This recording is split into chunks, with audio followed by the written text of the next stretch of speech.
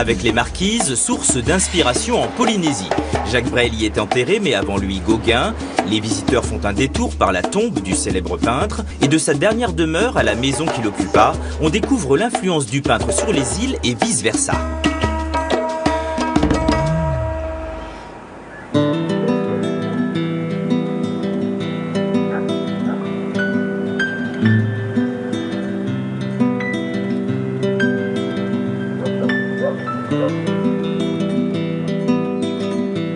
Nous sommes au pied de la tombe de Paul Gauguin.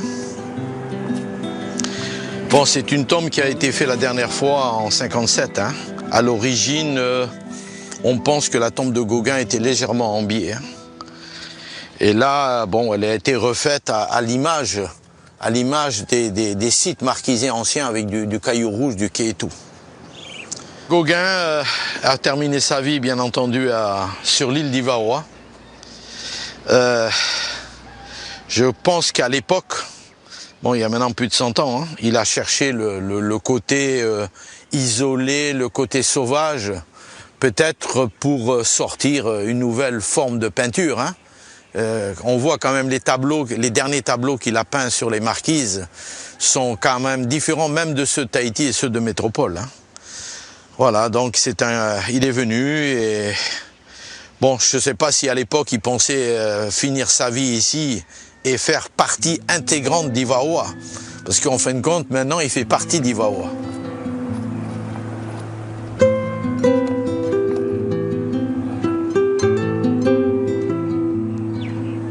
Les gens viennent sur Ivaoa en hommage à Paul Gauguin, surtout ceux qui ont pu voir dans différents musées à travers le monde les tableaux. C'est quand même les Américains, malgré tout, qui sont beaucoup plus attirés par Gauguin que les Européens. Voilà, là, on va rentrer dans le centre culturel Gauguin.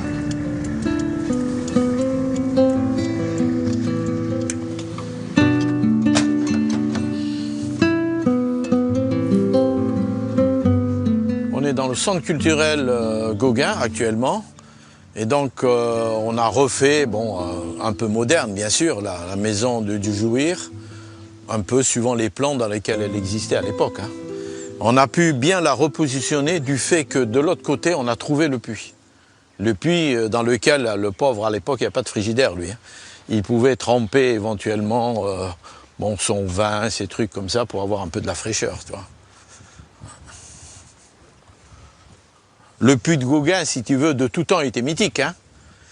Et je suis content parce que, on l'a trouvé, c'est quand même, c'est l'élément. Gauguin a été là et quand Gauguin est mort, la maison a été détruite, vendue en partie.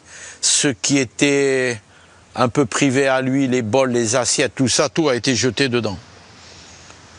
Et les propriétaires suivants, ont jeté des cailloux, ont jeté leurs feuilles à l'intérieur et puis le puits a disparu complètement. Hein.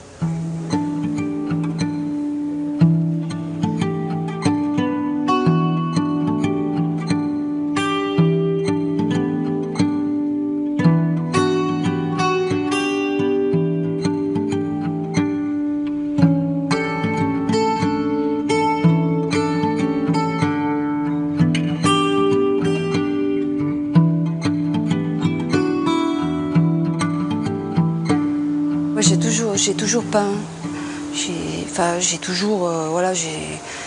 Moi, j'ai toujours aimé peindre sur du tissu. J'ai toujours aimé ça et voilà. Le fait que Gauguin soit mort ici, qu'il ait vécu ici, je me dis, je voulais savoir qu'est-ce qu'il avait tant à attirer ici. Il est venu ici parce qu'il recherchait encore une fois le mythe du sauvage authentique, machin, mais il n'a jamais trouvé ce qu'il voulait, quoi. Donc, c'est difficile pour nous de continuer à faire des choses comme lui, c'est pratiquement impossible.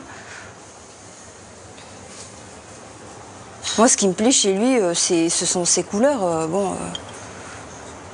Et par exemple, ce ciel, quand on le voit, si tu remarques, c'est vrai que ce ciel-là, il n'est pas tout à fait bleu, quoi. Il il a des nuances de mauve et ça, je trouve que je trouve qu'il réussissait particulièrement ces choses-là, quoi. Les dessins de la nature ici.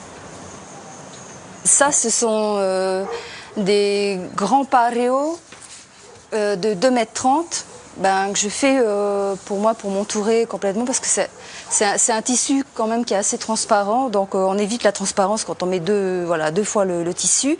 Et puis sur ce paréo-là, il y a quand même 2 tableaux qui sont réunis, donc les Tahitiennes au bain et dans la vanirée. Ça, c'est rigolo, ça, ce tableau-là. C'est un monsieur avec son cheval qui attend la jeune fille qui est planquée dans la vanille. Voilà. Ça, c'est un élément d'un des tableaux de Gauguin. Et c'est une femme qui l'a beaucoup repris dans ses tableaux, si tu veux, sous plusieurs formes. Mais c'était toujours la même petite bonne femme qui l'utilisait, qui l'a repris dans plusieurs de ses tableaux. Et moi, je me suis amusée aussi à faire ça avec des motifs derrière qui sont issus des motifs de tatouage. Voilà, donc c'est assez spécial, mais bon, j'avais envie de faire cette chose-là, quoi. J'aime bien ce petit côté humoristique qu'il avait, voilà, de mettre ces petites femmes qui font un peu la tête, voilà.